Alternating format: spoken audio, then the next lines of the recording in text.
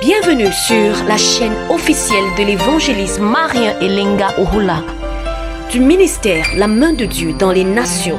Poursuivre ses conférences pour les serviteurs et tout savoir sur les grandes révélations de la croix, la face de Jésus-Christ dans la croix, l'Église face à la croix et bien plus encore.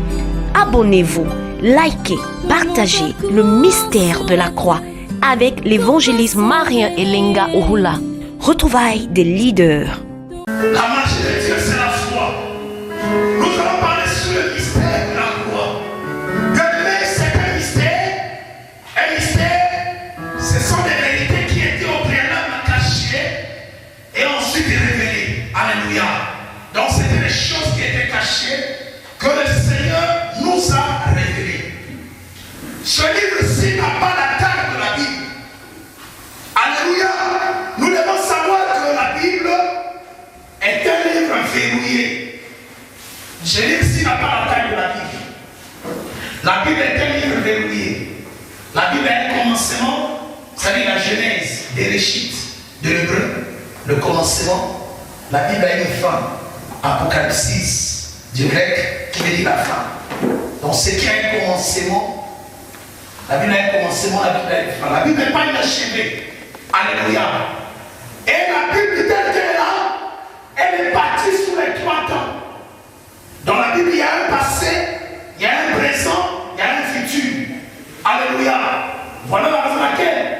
Parce que la Bible est partie sur les 3 temps, le temps n'a pas d'influence sur la Bible. La Bible, qui est même dans le Seigneur, quand tu lis les Écritures, tu liras, bien aimé, le rachat de Jérémie, quand Jérémie rachète le champ de son petit-neveu à la veille de la déportation. Or, selon les Écritures, Dieu parlait de 70 ans de la déportation. Mais le neveu de Jérémie vient vendre un champ à Jérémie. Le Seigneur instruit Jérémie, non, achète ce champ. Alléluia. Même si tu mourras avant qu'Israël revienne, mais achète ce champ. Or, le prophète, en réalité, était l'écriture de Dieu. Le prophète était inscrit entre les mains de Dieu que Dieu écrivait la prophétie. Le prophète, c'est celui-là qui monte sur le chef de Jacob et il voit au loin les choses à venir. Voilà, beaucoup de prophètes ont eu des problèmes avec leur génération parce qu'ils ne voyaient pas les choses présentes, ils voyaient les choses futures. Alléluia. La majorité des prophètes que nous appelons prophètes, ce ne sont même pas des prophètes. Parce que la prophétie, ce n'est pas ce que nous disons, mon frère. Je vois tu as une maladie dans ton corps. Mon frère, ça, ce n'est pas la prophétie. Alléluia. Ça, c'est la parole de connaissance. Et un prophète est un interprète de la parole.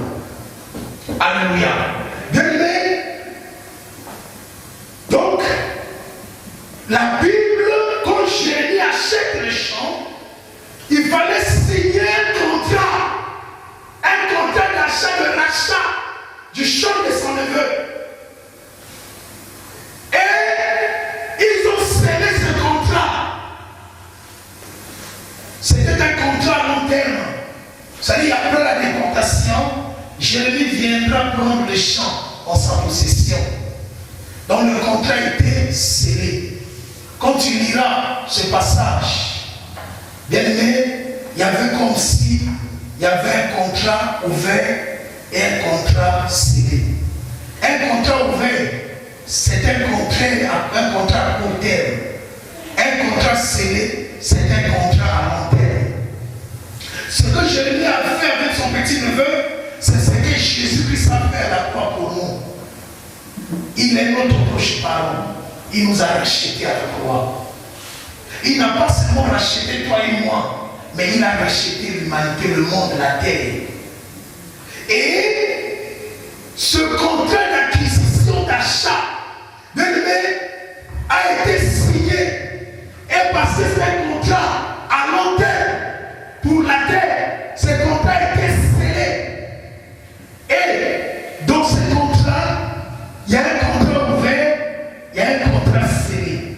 Le contrat ouvert, c'est le salut de l'homme. Le contrat scellé, c'est le salut de la terre. Voilà Apocalypse, quand Jésus sera intronisé comme roi, il prendra le livre scellé de 7 sceaux. C'est le contrat que Jésus a racheté la terre pour déceler et récupérer la terre en sa possession. Alléluia. Comme commencement. Donc quand la Bible nous parle d'un livre scellé de 7 sceaux, automatiquement je vois le contrat. Alléluia. Et quand je vois le contrat, je vois la Bible. Alléluia. Dans la Bible que nous possédons, il y a un contrat ouvert qui est le salut de l'homme, que toi tu dois vivre maintenant. Et il y a un contrat scellé qui est la délivrance de la terre, qui s'accomplira après les temps apocalyptiques. Après le temps de la grande tribulation, il va commencer à déceler les sceaux. Je ne sais pas si tu comprends. Bien que la Bible soit scellée, écrit en dedans et en dehors ces contrats, un livre qui est écrit en dedans et en dehors, on ne peut ajouter, on ne peut rien ajouter. Alléluia. Et scellé. Dans la Bible, je dirais, la Bible, on ne peut pas ajouter, on ne peut pas retrancher. La Bible est verrouillée de la Genèse à l'Apocalypse. Mais dans la Bible, il n'y a qu'un seul livre qui n'est pas verrouillé. Le livre qui n'est pas verrouillé dans la Bible, c'est les actes des apôtres. Les apôtres du grec apostolos, qui veut dire envoyé. Quand je parle de l'apôtre dans le contexte des actes, je ne vois pas les apôtres comme ministres, les apôtres comme les envoyés de Dieu.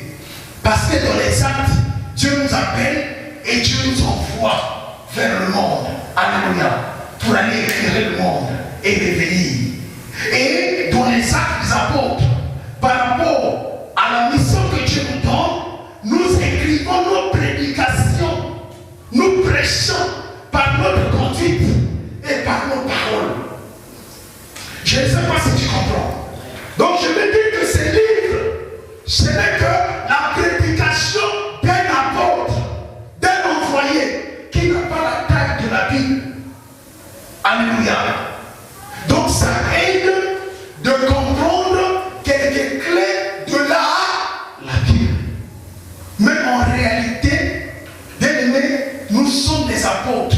Chacun de nous écrit ses actes. Chacun de nous écrit l'acte des apôtres. Et chacun sera jugé par rapport à son écriture. Mais moi, je suis un apôtre. J'écris. Mon souci est d'écrire comme l'apôtre Paul. Pour que, quand le feu sera révélé, que mon œuvre ne soit pas consumée par le feu. Je n'écrirai pas les actes des apôtres comme Elimas par Jésus. Je vais écrire les actes comme l'apôtre Pierre. Je vais écrire comme Dorcas. Alléluia. Mais je ne veux pas faire comme Simon le magicien. Donc chacun de nous écrit. Et l'écriture de chacun de nous se lèvera au dernier jour. Soit pour te condamner, soit pour te justifier. Alléluia.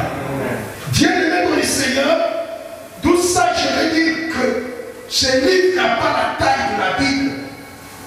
La Bible est un livre verrouillé. Si le pape, à un moment donné dans les réseaux sociaux, le pape parlait de la Bible de l'an 2000, parce que la Bible est caduque.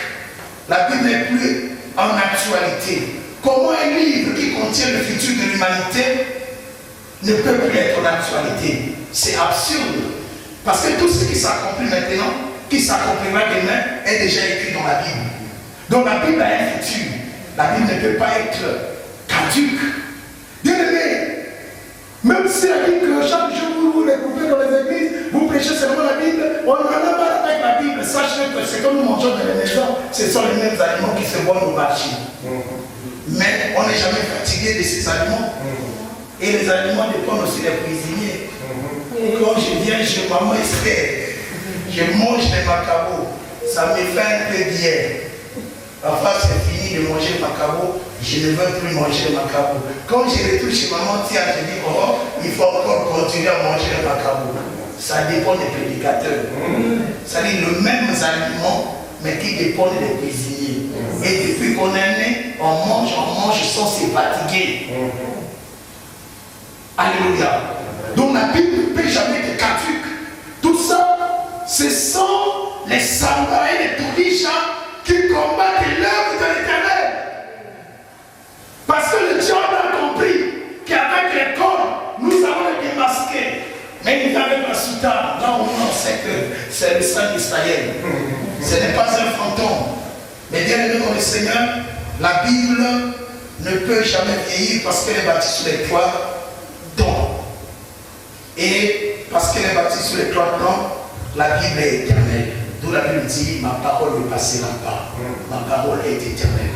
J'ai dit la Bible éternelle, quand je parle de la Bible, je ne parle pas du livre. Je parle de la parole de Dieu qui est dans ces livres. Alléluia. Dans ces livres, le mystère de la croix nous permet de comprendre la Bible. La croix, bien aimé dans le Seigneur, dans notre avant-propos, j'ai dit, la croix physique, c'est le pire des signes qui terrorise les humains.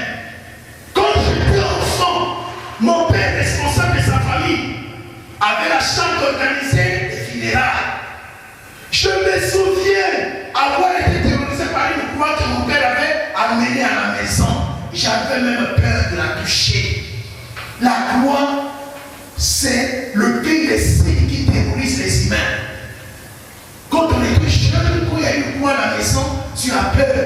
Parce que quand tu sais que tu touches la croix, tu vas en contact avec la mort. La croix, c'est le signe de la mort.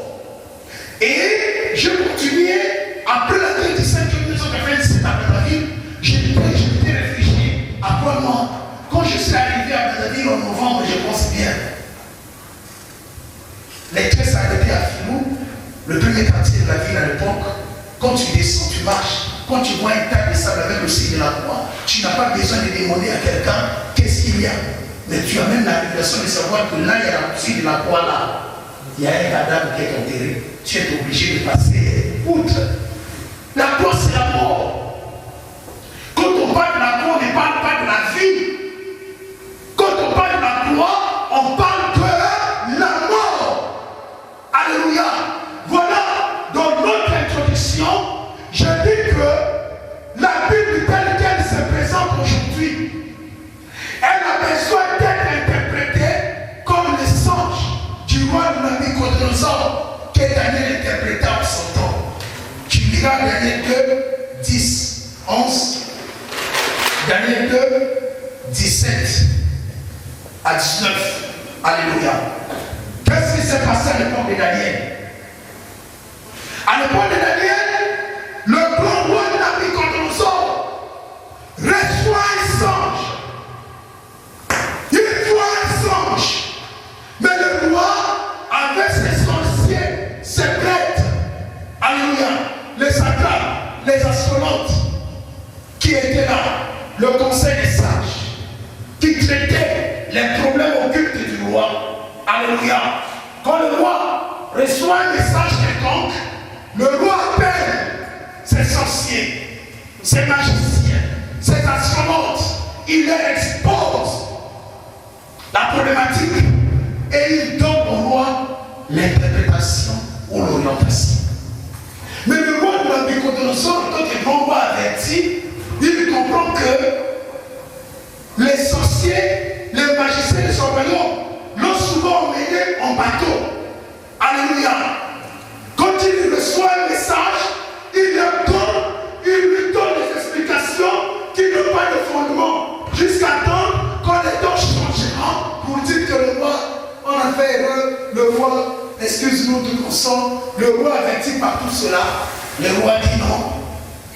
Si mes sorciers, mes magiciens sont réellement des dieux, ils doivent me révéler le songe que moi j'ai fait et son explication. Il est venu la regrouper les sorciers. Il est demandé, bon, j'ai fait un songe qui m'a doublé. Mais donnez-moi l'explication du champ d'interprétation des songes. Il dit au roi, vis à jamais, donne l'intérêt sur le songe, nous allons te donner l'explication. Le roi dit non, vous m'avez tellement menti. Cette fois-ci, je ne donnerai pas mon songe. Vous allez me donner le songe et l'interprétation du songe. Bienvenue sur la chaîne officielle de l'évangéliste Marien Elenga Ohula, du ministère La Main de Dieu dans les Nations. Poursuivre ces conférences pour les serviteurs et tout savoir sur les grandes révélations de la croix, la face de Jésus-Christ dans la croix, l'Église face à la croix et bien plus encore. Abonnez-vous, likez, partagez le mystère de la croix avec l'évangéliste Marien Elenga Ohula. Retrouvailles des leaders.